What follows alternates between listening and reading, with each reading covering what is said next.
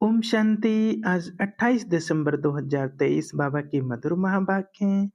प्रातः मुरली ओम शांति। बाप दादा मधुबन। बोले बाबा, मीठे बच्चे, दान सदा पात्र को देना है, फालतू समय वेस्ट नहीं करना है। हर एक की नब्ज देखो कि सुनते समय उनकी वृत्ति कहाँ जाती है। प्रश्न: पावन दुनिया में चलने के लिए तुम बच्चे बहुत भारी परेश करते हो, तुम्हारी परेश क्या है? उत्तर: ग्रस्त व्यवहार में कमल फूल के समान रहना ही सबसे भारी परेश है। हमारा त्याग है सारी बेहद की पुरानी दुनिया का। एक आंख में है स्वीट होम, दूसरी आंख में है स्वीट राजधानी। इस पुरानी दुनिया को देखते हुए भी नहीं देखना, यह है बहुत बड़ी परहेज। इसी परहेज से पावन दुनिया में चले जाते हैं। गीत: धीरज धर्म अनुवाद, तेरे सुख के दिन आएंगे। ओम शांति। गीत सुनने से ही बच्चों को खुशी का पारा चढ़ जाना चाहिए, क्योंकि दुनिया में बहुत दुख तो हैं ही, मनुष्य मात्र हैं ही नास्तिक अर्थात बाप को नहीं जानते हैं। अब तुम नास्तिक से आस्तिक बन रहे हो। तुम बच्चे अब जानते हो कि हमारे सुख के दिन आ रहे हैं। कहीं भी तुम जाते हो तो पहले पहले तुम अपना परिचय दो। हम अपने को ब्रह्मा कुमार कुमारी क्यों कहलाते हैं? ब्रह्मा है प्रजापिता, शिव का बच्चा। ऊंचते ऊंच उस निराकार को कहा जाता है। ब्रह्मा विष्णु शंकर तो उनके बच्चे हैं। विष्णु और शंकर को कभी प्रजापिता नहीं कहेंगे। प्रजापिता ब्रह्मा यहाँ है, देखो। यह पॉइंट अच्छी तरह धारण करो। लक्ष्मी नारायण राधे कृष्ण को प्रजापिता नहीं कहेंगे। प्रजापिता ब्रह्मा नाम मशहूर है। यह है प्रजापिता साकार। अब स्वर्ग का रचयिता तो परमपिता परमात्मा शिव है। स्वर्ग का रचयिता ब्रह्मा नहीं है। निराकार परमात्मा ही आकार प्रजापिता ब्रह्मा द्वारा स्वर्ग रचते हैं। हम उनके बच्चे कितने ढेर हैं। आत्माएं तो हैं ही परमपिता शिव की संतान। समझाने का बड़ा अच्छा तरीका चाहिए। बोलो, हमको वह राजयोग सिखलाते हैं। ब्रह्मा द्वारा सृष्टि के आदि मध्य अंत का राज समझाते हैं। तो पहले यह ब्रह्मा सुन लेते हैं, जगदम्बा भी सुन लेती है। हम हैं बीके। गाया भी जाता है, कन्या वह जो 21 कुल का उद्धार करे, 21 जन्म का सुख दे। हम परमपिता परमात्मा से 21 जन्म सतयुग त्रेता में सुख पाने लिए वर्षा लेते हैं। बरोबर सतयुग त्रेता में भारत सदा सुखी था, पवित्रता भी थी। तो वह हमारा बाबा है, यह है दादा।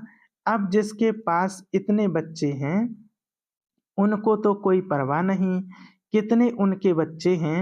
हमको ब्रह्मा द्वारा शिव बाबा राजयोग सिखलाते हैं। उस बेहद के बाप से हमको वर्षा मिलता है। सारी दुनिया पतित है, उनको पावन करने वाला एक बाप है। पुरानी दुनिया को बदलने वाला स्वर्ग का रचयिता वह सदगुरु है।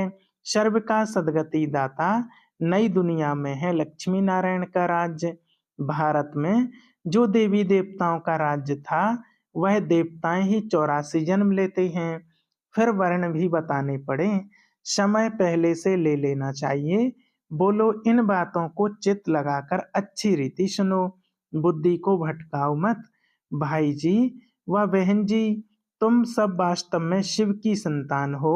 प्रजापिता ब्रह्मा तो सारे सजरे का हेड हुआ। हम ब्रह्मा मुखवंशावली ब्राह्मण उनसे वर्षा ले रहे हैं। योग बल से विश्व का राज्य पाते हैं, ना कि बाहुबल से। हम घर बार नहीं छोड़ते हैं, हम तो अपने घर में रहते हैं। यह स्कूल है मनुष्य देवता बनने का। मनुष्य तो कोई देवता बना ना सके।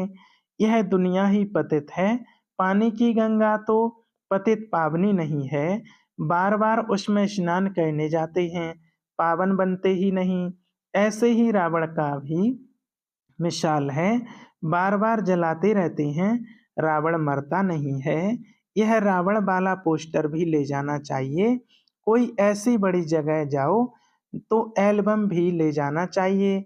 देखो, यह सब बच्चे हैं, अभी की प्रतिज्ञा की हुई है पवित्र रहने की। वास्तव में ब्रह्मा के सभी बच्चे हैं। प्रजापिता ब्रह्मा सजरे का हेड है। इस समय प्रैक्टिकल हम ब्रह्मा कुमार कुमारियां हैं। तो तुम भी परंतु तुम पहचानते नहीं हो, अभी दुनिया में कोई सच्चा ब्राह्मण नहीं। सच्चे ब्राह्मण तो हम हैं, राज्य भी हम पाते हैं। फिर यह है ब्राह्मणों का सजरा, ब्राह्मण है चोटी। बच्चों को समझाया है श्री कृष्ण भगवान नहीं है, वह तो पूरे 84 जन्म लेते हैं। 84 जन्म पूरे होते ही फिर देवता बनना है। कौन बनाए? बाप बनाते हैं।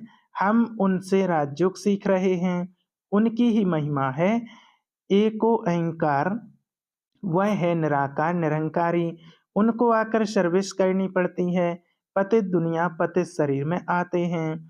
अभी वही गीता एपिसोड रिपीट हो रहा है। महाभारी लड़ाई लगी थी, सब अक्षरों सा दृश्य गए थे। अब वही समय है। परमपिता परमात्मा शिव भगवान वाच है, वह है रचयिता। स्वर्ग में लक्ष्मी नारायण का राज्य था। सृष्टि को सतो प्रधान बनाना बाप का ही कर्तव्य है। हम उनको बाबा बाबा कहते हैं, वह आते जरूर हैं। शिवरात्रि भी है, इसका अर्थ भी बताना चाहिए। पॉइंट नोट कर फिर धारण करनी चाहिए। पॉइंट बुद्धि में रहनी चाहिए। कन्याओं की बुद्धि तो अच्छी होती है, कुमारी के पैर धोते हैं तो कुमार और कुमारियां दोनों पवित्र। फिर कुमारी का नाम क्यों गाया जाता है? क्योंकि तुम्हारा अभी का जो नाम है कि कन्या वह जो 21 कुल का उद्धार करे, तो वह तुम्हारा मान चला आया है। हम भारत की रूहानी सेवा करते हैं। हमारा उस्ताद मददगार परमपिता परमात्मा शिव है। उनसे हम योग बल से शक्ति लेते हैं, जिससे हम 21 जन्म एवर हेल्दी बनते हैं। यह गारंटी है। कलयुग में तो सब रोगी हैं, आयु भी कम है। सतयुग में इतनी बड़ी आयु वाले कहाँ से आए? इस राजयोग से इतनी बड़ी आयु वाले बनते हैं। वहां अकाले मृत्यु होती नहीं, एक शरीर छोड़ दूसरा लिया जाता है। यह पुरानी खाल है। शिव बाबा की याद में रहे इस देह सहित देह के सब संबंधों को भूल जाना है। बुद्धि से हम बेहद का त्याग करते हैं। हमारी बुद्धि योग की रूहानी यात्रा है, वह जिस्मानी यात्रा मनुष्य खिलाते हैं। बुद्धि की यात्रा बाप के सिवाय कोई सिखलाने वाला नहीं है। यह राजयोग सीखने वाले ही स्वर्ग में आएंगे। अब फिर से सैंपलिंग लग रहा है। हम सब उस बाप के बच्चे हैं। हम बच्चों को शिव बाबा से वर्षा मिलता है। यह दादा भी शिव बाबा से वर्षा लेते हैं। आप भी बेहद के बाप से वर्षा लो। यह बड़ी हॉस्पिटल है। हम 21 जन्म के लिए फिर कभी रोगी नहीं बनेंगे। हम भारत की सच्ची सेवा कर रहे हैं, इसलिए गायन है शिव शक्ति सेना।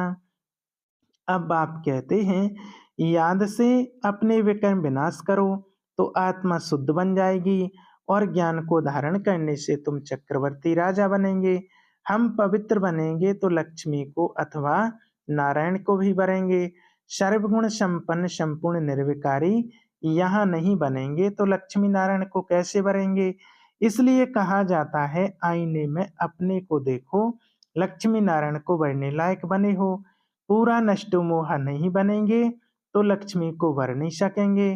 फिर प्रजा में जाएंगे। शिव बाबा को भी परम धाम से आना पड़ता है। जरूर पतित दुनिया में आए तो पावन बनाकर ले जाए। यहाँ हम परहेज भी बहुत रखते हैं। हमारी एक आंख में स्वीट होम और दूसरी में स्वीट राजधानी है। हमारा त्याग सारी पुरानी दुनिया का है। गृहस्थ व्यवहार में रहते कमल फूल समान पवित्र रहते हैं। बूढ़े समझते हैं वानप्रस्थ अवस्था है, चलो मुक्ति धाम के लिए पुरुषार्थ करें। इस समय तो सबकी वानप्रस्थ अवस्था है। हर एक को एक है बाप से वर्षा लेने का, दुख धाम को भूल जाना, यह है बुद्धि से त्याग। हम पुरानी दुनिया को बुद्धि से भूल नई दुनिया को याद करते हैं। फिर अंतमति सोगति हो जाती है। यह सबसे बड़ी गॉडफादरली यूनिवर्सिटी है। भगवान वाच्य, मैं राजयोग सिखलाकर मनुष्य देवता बनाता हूँ। ऐसे ऐसे समझाना चाहिए। बोलो, हम जो सुनाते हैं वह बैठकर सुनो। बीच में प्रश्न पूछने से वह प्रवाह टूट पड़ता है। हम आपको सारे सृष्टि चक्र का राज बतलाते हैं। शिव बाबा का ड्रामा में क्या पार्ट है, लक्ष्मी नारायण कौन है, हम सबकी जीवन कहानी बताएंगे। हर एक की नब्ज देखनी चाहिए, उस समय की वृत्ति देखनी चाहिए। ठीक सुनता है, तबाही होकर तो ठीक बैठा है, यहाँ वहाँ तो नहीं देखता है। यहाँ बाबा भी देखते हैं, कौन सामने सुनकर झूमते हैं। यह ज्ञान का डांस है। वे स्कूल तो छोटे होते हैं, जो टीचर अच्छी रीति देख सके और नंबर बार बैठाए, यहाँ तो बहुत हैं। नंबर बार बैठा नहीं सकते तो देखना पड़ता है, किसकी बुद्धि कहीं भागती तो नहीं है। मुस्कुराते हैं, खुशी का पारा चढ़ता है, ध्यान से सुनता है।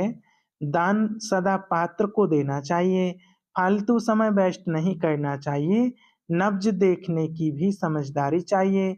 मनुष्य तो डरते हैं, खास सिंधी लोग समझते हैं, कहीं बीके जादू ना लगा दें, इसलिए सामने देखते भी नहीं हैं।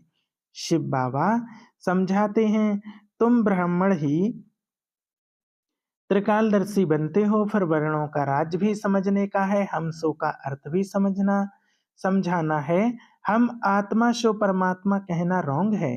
कोई भी ब्रह्म को भी मानने वाले हैं, कहते हैं अहम ब्रह्मास्मि, माया तो 5 विकार हैं, हम ब्रह्म को मानते हैं। अब ब्रह्म तो महतत्व है, जो हमारा निवास स्थान है। जैसे हिंदुस्तान में रहने वाले अपना धर्म हिंदू कह देते हैं, वैसे वह भी ब्रह्म तत्व को कह देते हैं कि हम ब्रह्म हैं। बाप की महिमा अलग है, सर्वगुण संपन्न, 16 कला संपूर्ण। यह महिमा देवताओं की है। आत्मा जब शरीर के साथ है तब उसकी महिमा है। आत्मा ही पतित अथवा पावन बनती है, आत्मा को निर्लेप नहीं कह सकते। इतनी छोटी सी आत्मा में 84 जन्मों का पाठ है, उसको फिर निर्लेप कैसे कहेंगे।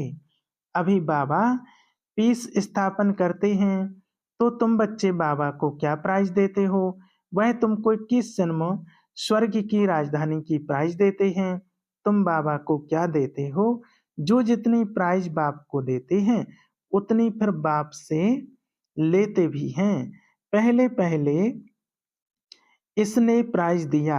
शिव बाबा तो दाता है, राजे लोग कभी हाथ में नहीं लेते नहीं, उनको अन्नदाता कहा जाता है। मनुष्य को दाता नहीं कह सकते। भल तुम सन्यासियों आदि को देते हो, परंतु रिटर्न फल तो फिर भी शिव बाबा दाता देता है। कहते हैं सब कुछ ईश्वर ने दिया है, ईश्वर ही लेते हैं। फिर कोई मरता है तो रोते क्यों हो, परंतु ना वह लेते हैं ना वह देते हैं। वह तो लौकिक माँ बाप जन्म देते हैं, फिर कोई मर जाता है तो उनको ही दुख होता है। यदि ईश्वर ने दिया, उसने ही लिया, तो दुख क्यों होना चाहिए। बाबा कहते हैं मैं तो सुख दुख से न्यारा हूँ। तो इस दादा ने अपना सब कुछ दिया है, इसलिए फुल प्राइज भी ले रहे हैं। कन्याओं के पास तो कुछ है नहीं, यदि उनको माँ बाप देते हैं तो फिर शिव बाबा को दे सकती हैं।